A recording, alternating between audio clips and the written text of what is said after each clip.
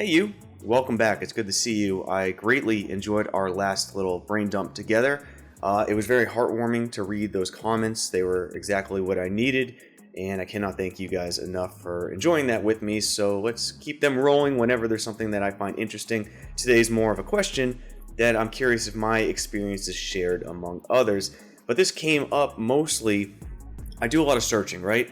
I do a lot of Google searches, YouTube searches, see what's going on within VR. And unfortunately, some of the tech podcasts or tech creators that I follow have been picking up on a recent article that maybe was a little sensationalized, but it did lead to at least a good question.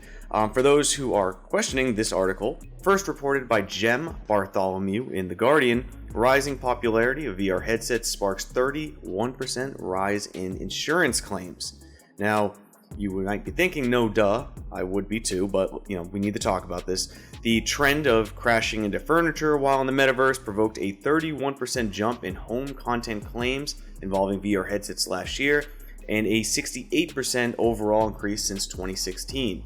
Kelly Whittington, Aviva's UK property claims director, says as new games and gadgets become popular, we often see this playing through in the insurance claims made by our customers. In the past, we've seen similar trends involving consoles with handsets, fitness games, and even the likes of Rogue fidget spinners. I have been injured by those before, so I get it. Yeah, I'm dumb. These devices can be a great source of fun, but we'd encourage people to be mindful of their surroundings and take a look at their home insurance to make sure it suits their needs. Many of you are probably familiar with VR to ER. Basically, it's a subreddit where people document their unfortunate accidents in VR. If you've been playing VR long enough and are like me and careless, no wrist straps, Guardian settings are turned off. They break my Quest anyway too much, so I turn those off. Things happen, and unfortunately, full swings of controllers into doorknobs or walls, they seem to hurt like tremendously more. The equivalent I tell people is when you get injured in VR, it's like a scooter to the heel or ankle. Yeah, a scooter to the ankle. It's a scooter whip right to the ankle. Anyone who's experienced that, especially my 90s kids, you know the pain, right? But I read this article and I know it's a little sensationalized. It's the cause clicks, it's the cause stir. I say this a lot of times. I had a really good accountant once. I still do, but I have a really good accountant who said, tell me what you want to be shown, and the numbers can always show that. And, we don't know how many claims happened in previous years. So for all we know, there were 10 insurance claims in 2021. There were 10 insurance claims in 2020 and 13 in 2022, leading to a 30% increase.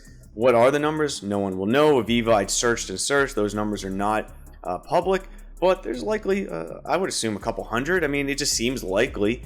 But the reason I bring up this isn't to sensationalize that story. I just wanted to talk about it a little more because, unfortunately, the podcasts and content creators that I watch who do that, they ran with this and way harder. Like, oh, this is a problem. They did the one where someone broke their neck with VR.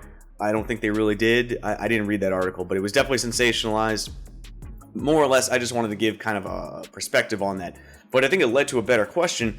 And I go, why are these articles always talked about so much? Why is it that somebody picks these up who might not even talk about VR that much and run with these outside of wanting a little bit of clicks? And I think about it with my friends that don't have VR. And this is really the question. Is my shared experience similar to yours? I find that people who are not into VR and have not played it, a large percentage of them honestly seem to hate VR when you bring it up. Like there's an active want, something inherent. And I don't think they're making a conscious choice to diss on VR or put it down. There seems to be something inherent in a lot of people who have never experienced VR that their body pushes back on it initially, right? There just seems to be a lot of pushback. So possibly these people writing these articles might not be in VR too much, and that inherent bias to push back on VR seems to happen more and more. And I see this with my friends. Anytime I bring up VR to people who just haven't used it before, haven't played it much, there's initial pushback every single time. And I don't know why that is. It seems to be such a wild trend, right? And I'm curious if that's something that you have had as well. When you talk about VR, when you bring it up with friends, what's their initial reaction every single time? Does it seem to be more pushback focused, or are they eager to adopt it? I can tell you for every single person I've ever shown it, I did this quite a bit with the VR in the Wild series that I took a stab at. It was a great experiment. Didn't get too much traction, but I thought it was really fun to try, where we had people like a graffiti artist try VR, a therapist, a drummer. There were some things I did that probably didn't help that series get bigger, but it was a great learning experience and I enjoyed it. But all of those people, a lot of them had things to say about VR that weren't exactly positive before they tried it, and then they tried it, and it's like a switch. It's a switch. And I think that proves the power of VR to me. I think VR is something that people are scared of because of how good it can be. And they're worried. Will I not want to be in real life as much anymore?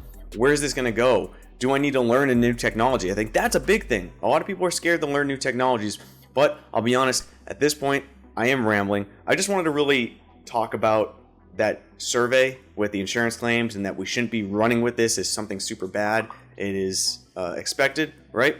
And to hear if your shared experience is the same as mine.